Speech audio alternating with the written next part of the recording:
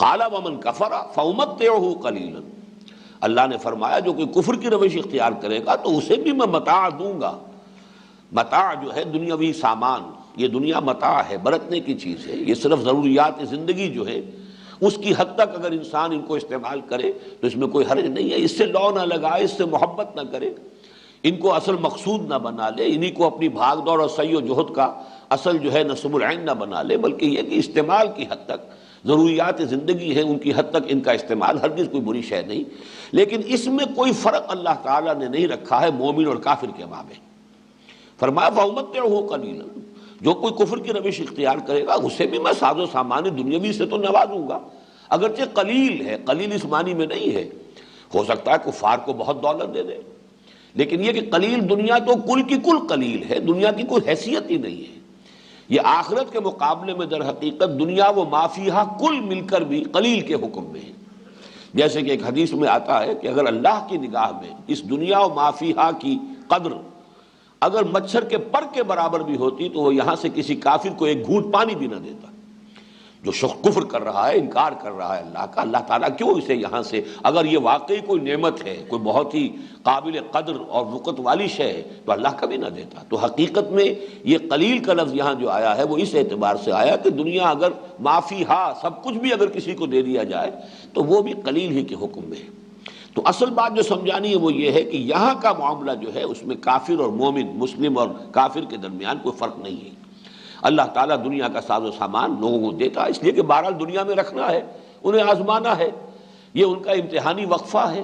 اس کے لیے جو بھی اسباب معاش ہیں وہ اللہ تعالیٰ نے سب کے لیے، یہ دسترخوان جو ہے اپنا سب کے لیے کشادہ کر دیا ہے، یہاں سے مومن بھی کھاتا ہے اور کافر بھی کھاتا ہے۔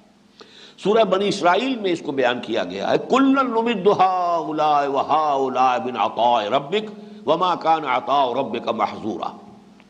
اس دنیا کے دسترخوان سے تو ہم مدد پہنچائیں گے اور یہاں پہ ساری ضروریات جو ہیں ان کی زندگی کی فراہم کر دیں گے، ان کو بھی، اہل ایمان کو بھی، اہل کفر کو بھی۔ وما کان عطاء ربک معذورا، یہ تو آپ کے رب کی عطا ہے اور اس عطا کا سلسلہ کوئی منقطع کرنے والا نہیں ہے۔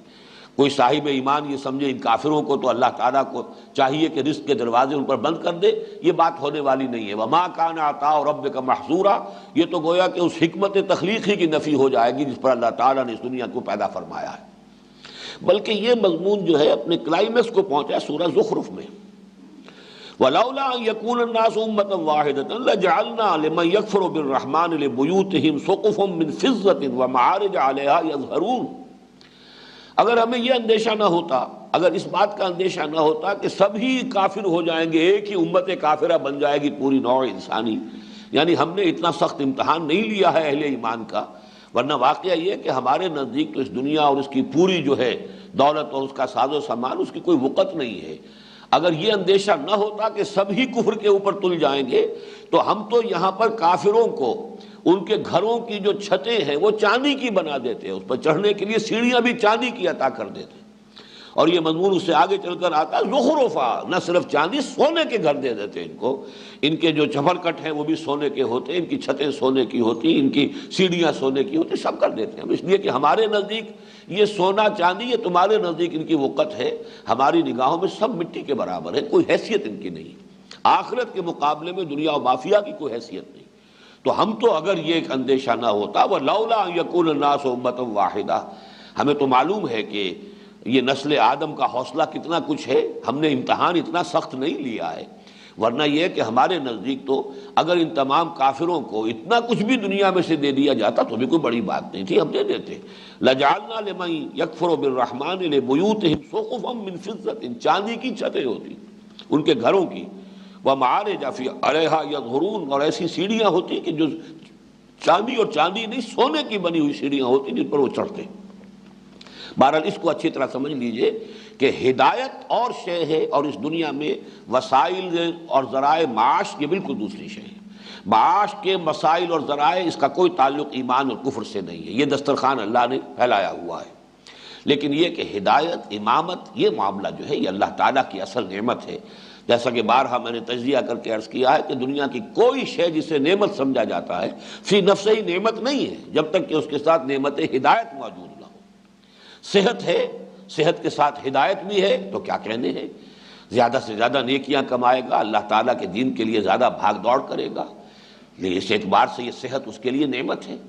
لیکن صحت ہے اور ہدایت سے انسان محروم ہے تو یہی اس کی جو قوتیں ہیں یہ پتہ نہیں کسی غلط راستے پر صرف ہوں گی، کہیں عیاشیوں کے اندر وہ اپنی توانائی صرف کرے گا، تو گویا کہ یہ صحت اس کے لیے وبال جان ہو گئی۔ دولت ہو اور ہدایت ہو تو دولت نعمت ہے، اس کو انفاق کرے گا، اللہ کی راہ میں خرچ کرے گا، وہ ادائے حقوق میں صرف کرے گا، نیکیوں کے لیے اللہ تعالیٰ کے اس اخروی بینک میں جمع کرائے گا۔ لیکن یہ کہ اگر ہدایت نہیں ہے تو اسی سے عیاشیاں کرے گا، گلچھرے اڑائے گا، گندگیوں میں ملوث ہوگا، یا یہ اور کچھ نہیں تو اسراف اور تبذیر کا تو وہ مرتکب ہو ہی جائے گا۔ لہذا یہ دولت اس کے لیے گویا کہ ایک وبال جان بن گئی۔ اولاد بہت بڑی نعمت ہے، لیکن اولاد اگر گمراہ اٹھی ہے، سرکش اٹھی ہے تو وہ کوئی نعمت نہیں رہے گی انسان کے لیے۔ لیکن اولاد بھی ہو اور اس کے ساتھ اولاد کو اللہ تعالیٰ نے ہدایت میں دی ہو، یہ صدقہ جاریہ ہے۔ یہ تو گویا کہ اس انسان کے لیے اس کے اپنے عمل کے سلسلے کے ختم ہو جانے کے بعد بھی نیکیوں کے اور حسنات کے حصول کا ایک مسلسل سلسلہ جاریہ ہے۔ تو اس اعتبار سے ہر نعمت کو نعمت بنانے والی شے نعمت ہدایت ہے۔ اگر نہیں ہے، ہدایت نہیں ہے، تو کوئی شے نعمت نہیں ہے۔ نعمت کے درجے میں اسے شمار کرنا ہی در حقیقت گمراہی ہے، اور اسی کی وجہ سے پھر ہمارا سارا ایٹیچیوڈ جو ہے ذہنی اس کی طرف غلط ہو جاتا ہے۔ ہاں، ہر شے ان میں سے نعمت بن جائے گی اگر نعمت ہدایت بھی شامل ہے۔